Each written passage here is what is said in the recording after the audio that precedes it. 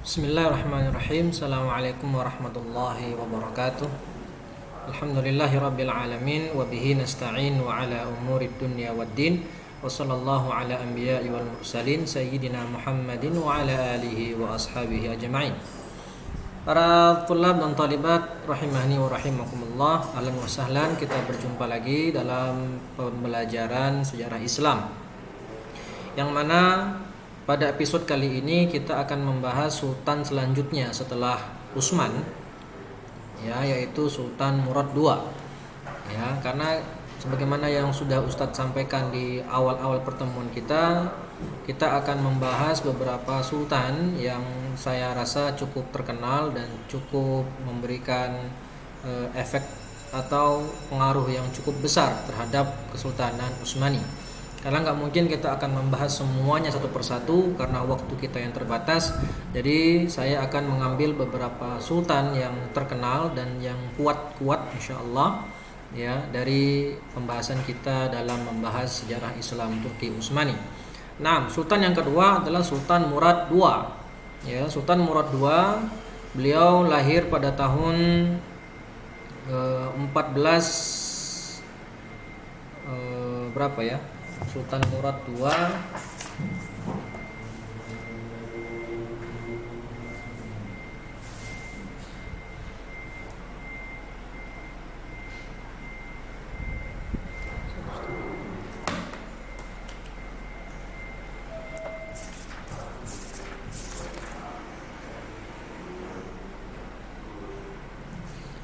tidak diketahui di sini kelahiran beliau. Ala kulli hal, beliau lahir menjadi sultan tahun 1421. Ya, sekitar 14 di awal tahun 1400-an ya kelahiran beliau. Nah, beliau mempunyai ayah namanya Muhammad Jalabi, yaitu Sultan Muhammad I, yang mana Sultan Muhammad I ini adalah penerus dari Sultan Bayazid.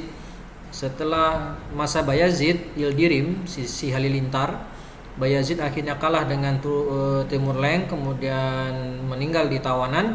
Utsmani mengalami keruntuhan pertama, yang mana saat itu mereka terpecah-pecah menjadi negara-negara kecil, dan juga anak-anak keturunan Bayazid saling memperebutkan kekuasaan saat itu.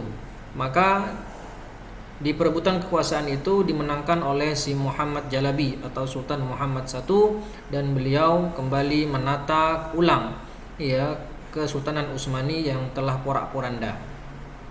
Singkat cerita, si Muhammad Jalabi akhirnya wafat pada tahun 1421, dan anak beliau yang berusia 18 tahun yaitu Murad II menggantikan posisinya. Nah, masa ibu kota Utsmani di masa Murad yaitu masih di kota Edirne, dan Murad mempunyai 3 anak laki-laki dan 1 anak perempuan. Anak laki-laki yang pertama namanya Ahmed, kemudian Ali, ya, dan kemudian anak yang paling bungsu namanya Mehmet atau Muhammad II, yang kita kenal sebagai Al-Fatih nantinya. Sultan Murad II ini mempunyai sifat yang cukup terpuji, yaitu takwa, adil. Beliau seorang mujahid yang hebat, ya, kemudian suka syair, mencintai dan kasih sayang terutama terhadap anaknya beliau, ya, baik sebagai bapak maupun sebagai seorang sultan, dan menghormati ulama. Nah, singkat cerita, setelah Sultan Murad II naik tahta di tahun 1421, ya, pamannya beliau yang bernama Mustafa itu mengklaim sebagai penerus tahta yang sah setelah saudaranya yaitu Muhammad Jalabi. Nah, tapi ya, ala kulli hal si Mustafa ini bekerja sama dengan pasukan Bizantium, dan ini diambil kesempatan oleh pasukan Bizantium untuk mengadu domba keturunan Utsmani. Nah, yang pada akhirnya si Mustafa itu akhirnya kalah di tangan Murad dan dihukum mati. Nah, kemudian ya, setelah itu Sultan Murad, ya, bercita-cita, mempunyai cita-cita yang besar, yaitu untuk menaklukkan atau menyebarkan Islam ke seluruh penjuru Eropa.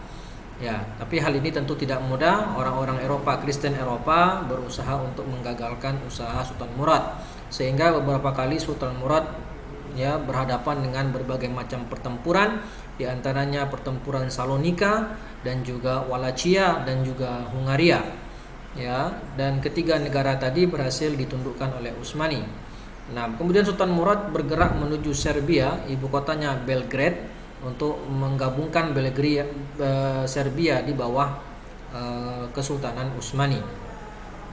Nah, akan tetapi ya usaha ini dijegal oleh pasukan koalisi salib dari Hungaria, Polandia, Serbia, Genoa, Venezia, Bizantium, Jerman dan Cekoslovakia yang saat itu dipimpin oleh panglimanya bernama Johannes Hunyadi.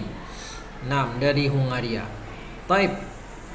Ya, singkatnya pasukan Utsmani kalah, ya, di perang tersebut kalah. Sultan Murad terpaksa harus mendatangani perjanjian damai selama 10 tahun.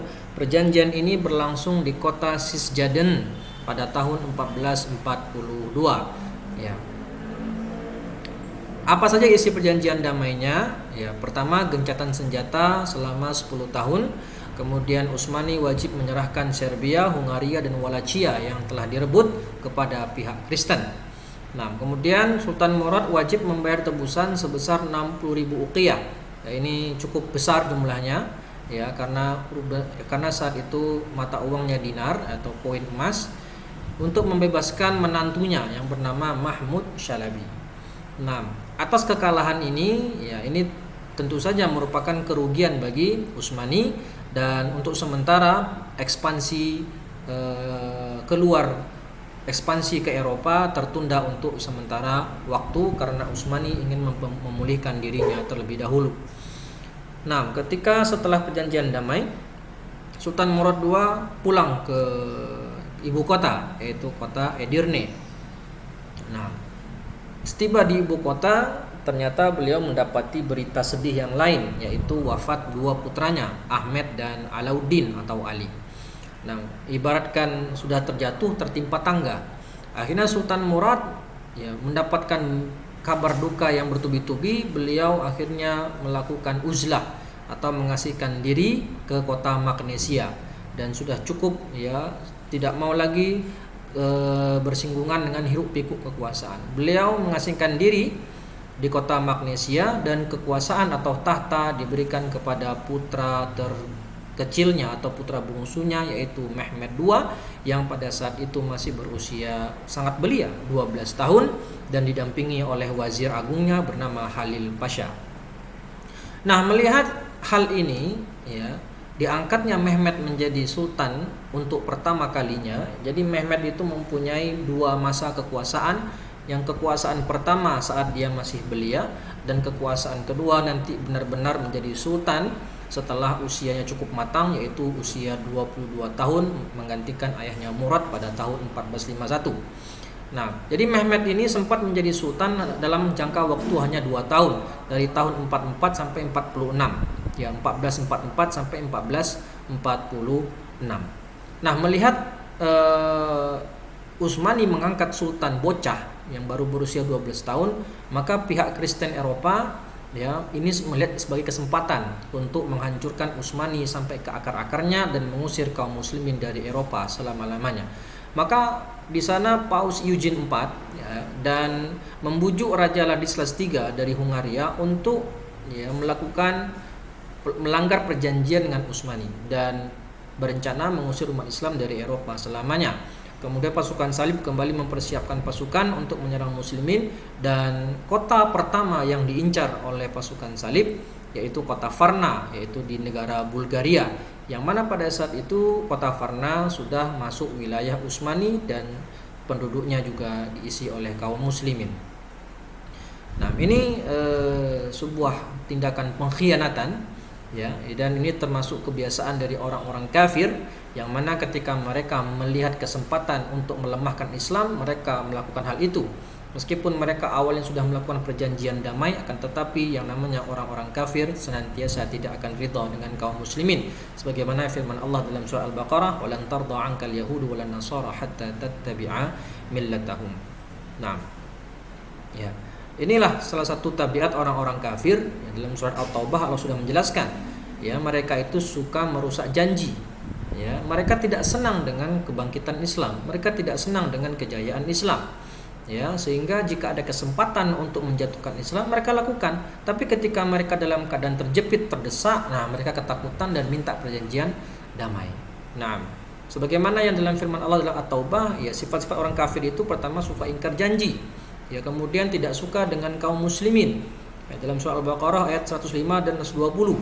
Ya, dalam surah Al-Baqarah 105 Allah berfirman, "Ma yawaddul ladzina kafaru min ahlil kitabi wal musyrikina ay yunazzala 'alaikum min khairin min rabbikum." Ya, memang orang-orang kafir ini tidak senang jika kita ditimpa kebaikan, mereka hasad. Ya, jika kita ditimpa kesusahan, mereka senang. Maka pembelajaran bagi kita kaum muslimin, ya hati-hati untuk ya menyerahkan kekuasaan atau menyerahkan keputusan kepada orang-orang kafir yang mana mereka tentu saja tidak suka dengan Islam dan kaum muslimin. Nah, kemudian mereka juga bengis dan biadab dalam medan perang, sebagaimana yang kita tahu bahwasannya pasukan Kristen salibis ketika menaklukkan, ketika menjajah Yerusalem untuk pertama kalinya pada perang Salib 1, mereka membantai habis ya penduduk Yerusalem tanpa disisakan baik itu wanita maupun anak kecil. Begitu juga bagaimana Mongol ketika menyerang Baghdad, Mongol membantai 1 juta kaum muslimin dengan cara yang sadis, baik itu laki-laki, perempuan maupun anak-anak. Taib, menghadapi kenyataan ini tentu saja membuat galau Sultan Mehmed II yang saat itu masih belia, masih 12 tahun. Ya, bagaimana mungkin seorang sultan bocah itu bisa mengatasi peliknya urusan negara yang mana saat itu negara dalam keadaan bahaya, dalam keadaan genting. Pasukan koalisi salib kembali berulah ingin menghancurkan Utsmani dan merebut kembali wilayah-wilayah Utsmani dari wilayah-wilayah mereka yang telah ditaklukkan oleh Kesultanan Utsmaniyah. Nah, melihat hal ini tentu saja pihak petinggi-petinggi Utsmani merasa galau dan merasa cemas. Tentu saja juga yang cemas adalah Sultan Mehmed II. Maka Sultan Mehmed pun mengirimkan surat kepada ayahnya Murad di pengasingannya di kota Magnesia dengan tulisan ya, beliau mengirim surat sampai 3 kali. Ya, surat pertama dan kedua itu diabaikan atau tidak dibaca oleh Sultan Murad. Maka mulailah surat yang ketiga ini dibaca oleh Sultan Murad yang isinya, siapakah yang saat ini menjadi sultan? Saya atau ayahanda? Bila ayahanda yang menjadi sultan, datanglah kemari dan pimpinlah pasukanmu. Tetapi bila ayah menganggap saya sebagai sultan, maka dengan ini saya perintahkan ayahanda untuk datang kemari untuk memimpin pasukan saya. Nah, ini cerdasnya Sultan Mehmed ya, dan kita tahu nanti akan kita bahas di pembahasan tersendiri bagaimana wataknya Mehmed yang cerdas, dan memang kecerdasan beliau di atas rata-rata anak seusia beliau. Oleh karena itu, melihat negara sedang dalam keadaan genting dan ancaman pasukan Kristen akan segera datang, maka Sultan Murad pun akhirnya kembali dari pengasingannya, ya laksana seorang singa yang kembali dari tidurnya, bangun dari tidurnya dan kembali menuju Edirne dan memobilisasi dan mengumpulkan pasukan untuk menyerang atau untuk menangkis serangan dari pasukan salib. Nah, kemudian Sultan Murad ya mengumpulkan pasukan dan meminta bantuan, meminjam armada laut Genoa untuk mengangkat 40.000 pasukan Turki Utsmani dari Asia menuju Eropa. Ya, menuju Eropa. Nah, dan pada singkat cerita, Sultan Murad II tiba di kota Varna lebih dahulu daripada pasukan salib. Yang ada di pikiran pasukan salib yang mereka hadapi adalah Sultan Mehmed yang berusia 12 tahun. Tapi faktanya Sultan Murad sudah berada di Varna, dan akhirnya yang menjadi lawan pasukan salib adalah Murad, dan Murad saat itu sudah kembali bertahta yang menggantikan Mehmed. Nah, akhirnya pada saat itu berkecamuklah perang di kota Varna, dan di tengah-tengah peperangan Sultan Murad bertemu dengan Raja Ladislas, ya si pengkhianat ini, ya si kafir ini ya, untuk berduel 1 lawan 1, sehingga pada akhirnya Sultan Murad menang dan kepala si Ladislas dipenggal, kemudian ditancapkan di tombak dan diangkat tinggi-tinggi ya, untuk melemahkan mental pasukan salib. Ya, melihat rajanya mati, panglimanya mati, maka pasukan salib kocar-kacir dan akhirnya mereka lari tunggang langgang. Nah, setelah peperangan itu, ya, Sultan Murad membiarkan pasukan salib yang melarikan diri. Sultan Murad merasa mencukupkan diri dengan kemenangan tersebut, dan ini menjadi pelajaran bagi pasukan Kristen untuk tidak lagi mencoba mengganggu kedaulatan Utsmani. Dan karena kekalahan ini, negara Kristen, pasukan Kristen Eropa setidaknya tidak bisa bangkit untuk melawan Utsmani lebih kurang 10 tahun lamanya. Nah,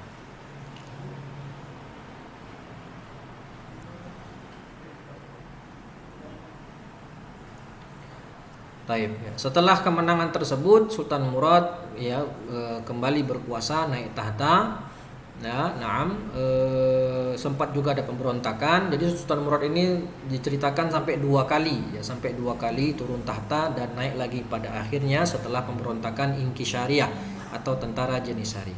Setelah kembali berkuasa, Sultan Murad mengirimkan Mehmed II ke kota Magnesia untuk menjadi gubernur di sana.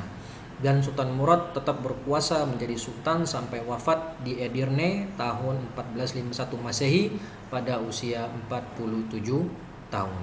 Ya, pada usia 47 tahun.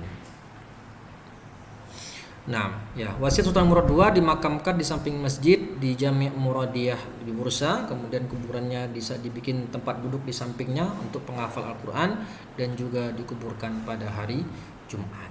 Rahimahullahu ta'ala. Jasa-jasa beliau memperluas dakwah Islam hingga ke jantung Eropa, ya, dan beliau ini termasuk salah satu, ya, sultan, ya, yang membuka pintu gerbang penaklukan Konstantinopel. Karena 9 tahun kemudian setelah peristiwa Varna, ya, setelah peristiwa Varna di tahun 1444, ya, 44 Masehi, 9 tahun kemudian kaum muslimin di bawah Mehmed II berhasil menaklukkan kota Konstantinopel. Beliau juga banyak membangun madrasah, istana, dan masjid-masjid, dan juga banyak membangun jembatan. Dan jasa beliau yang lain adalah membuat gentar pasukan Eropa, membuat gentar pasukan salib, dan mengangkat izzah Islam dan kaum muslimin di mata orang-orang kafir. Dan tadi kita bahas sifat-sifat beliau, diantaranya beliau orang yang sangat penyayang, ya, saking sayangnya, ya, karena tinggal tersisa satu anak laki-lakinya yang sebagai penerus, yaitu Mehmed II, maka beliau tidak ingin menyia-nyiakan kesempatan ini, dan beliau ingin mendidik si Mehmed menjadi anak yang soleh, anak yang cerdas, dan layak menjadi sultan berikutnya. Oleh karena itu beliau mengutus ke istana beberapa syekh, ya, di antara syekh-syekh tersebut ada yang berhasil, ada yang gagal. Ya, di antara syekh yang berhasil mendidik Mehmed yaitu 2 orang. Ya, pertama Ahmad bin Ismail Al-Qurani. Dari beliau Mehmed bisa menghafal Al-Quran di usia yang sangat belia, 8 tahun, mempelajari sejarah dan menguasai berbagai bahasa, baik Turki, Persia, bahasa Arab, Latin, Yunani, Serbia, dan Italia. Ya, kemudian guru yang kedua yaitu Muhammad bin Hamzah ad-Dimashqi atau lebih dikenal dengan Syekh Syamsuddin.